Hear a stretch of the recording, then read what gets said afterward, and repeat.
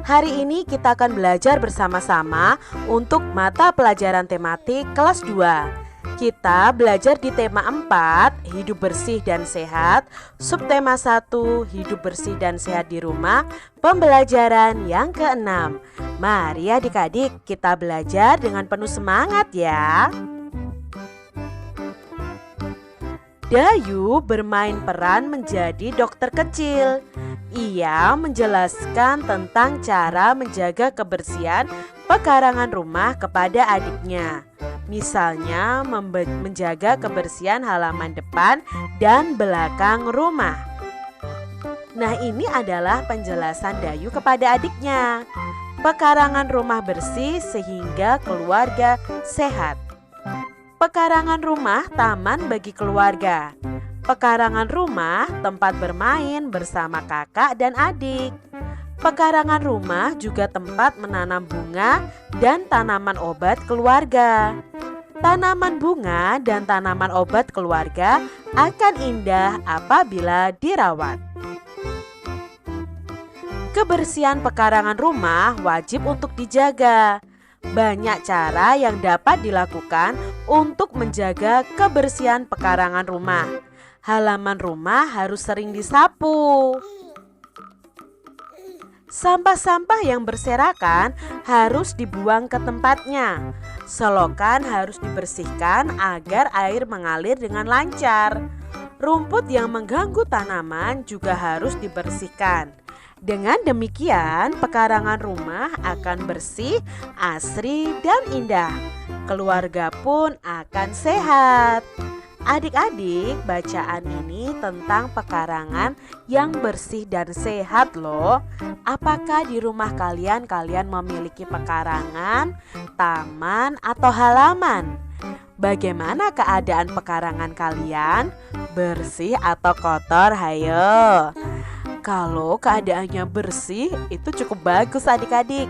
Tapi kalau kotor harus kalian bersihkan.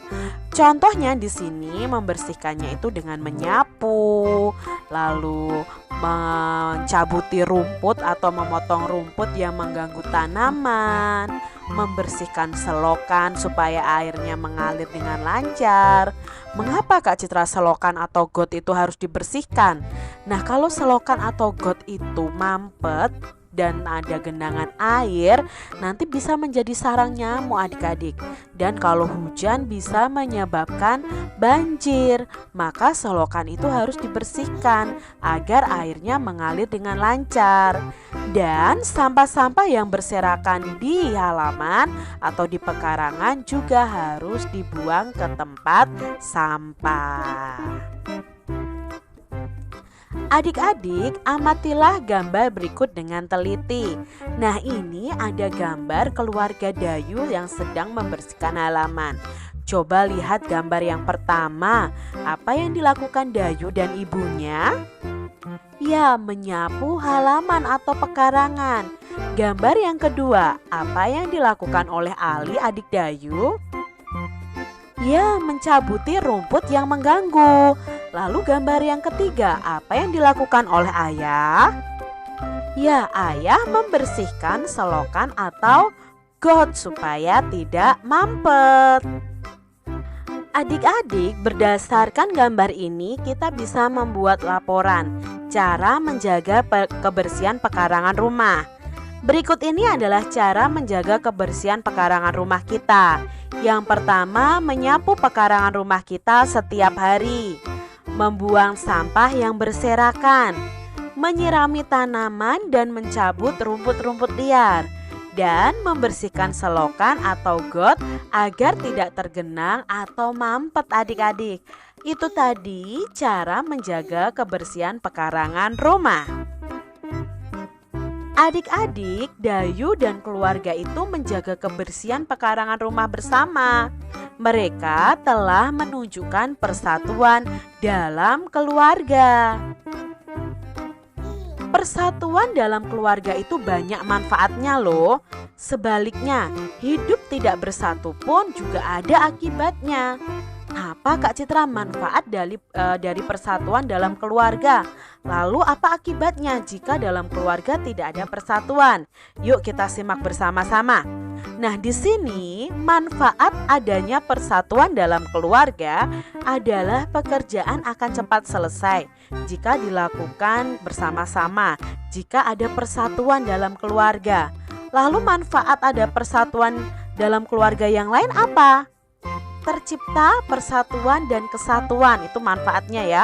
Kalau ada kebersatuan dalam keluarga, pekerjaan akan menjadi lebih ringan, mempererat persaudaraan, dan keluarga akan menjadi harmonis. Itu manfaat sikap bersatu dalam keluarga.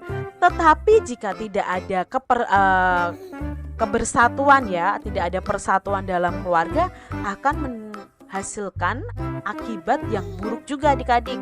Yang pertama di sini contohnya pekerjaan lama selesainya. Itu kalau kita sedang kerja bakti ya, kalau tidak ada persatuan, tidak ada kerjasama di dalamnya, otomatis pekerjaan akan lama selesainya. Lalu terjadi pertengkaran, pekerjaan menjadi berat, timbul permusuhan, dan keluarga menjadi tidak harmonis.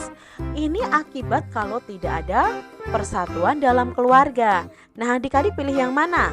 Yang pilih ada persatuan dalam keluarga atau tidak ada persatuan?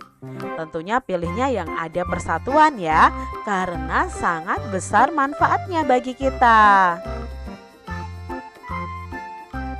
Amati apa yang dapat kamu temukan terhadap isi gambar. Nah, di sini kalian tahu bahwa Ali sedang mencabuti rumput. Ternyata dinding pekarangan Ali itu terbuat dari konblok. Nah, ini ya dindingnya yang berwarna abu-abu. Nah, konblok ini berbentuk segi 6. Adik-adik sudah belajar di pembelajaran sebelumnya tentang bangun datar. Nah, konblok itu berbentuk segi 6. Permukaan konblok itu berupa bangun datar. Bangun datar kemarin mempunyai sisi atau ruas garis, mempunyai sudut, dan mempunyai titik sudut. Mari kita ingat lagi adik-adik tentang sisi atau ruas garis, sudut, dan titik sudut. Nah, garis ini ya, garis ini yang berupa garis ini disebut dengan sisi atau ruas garis. Lalu pada ujung setiap garis, pertemuan dari dua garis itu ada yang namanya sudut. Di ujung sudut ya, di ujung sudut itu ada namanya titik sudut. Berarti konblok ini bentuknya segi 6, maka jumlah sisinya ada berapa kita hitung? 1, 2, 3, 4, 5, 6.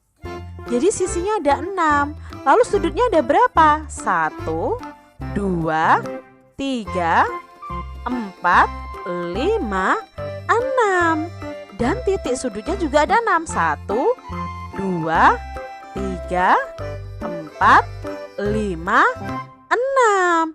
Berarti banyak sisinya ada 6, banyak sudutnya 6, dan banyak titik sudutnya juga ada 6. Yuk kita ingat lagi tentang bangun datar. Nah, di sini ada segitiga sama sisi. Kita masih ingat ya bahwa segitiga itu pasti memiliki sudut, titik sudut, dan sudutnya itu sendiri ada 3 adik-adik ya. Lalu ada segitiga sama kaki, itu juga sama. Jumlah sisinya 3, titik sudutnya 3, sudutnya juga ada 3.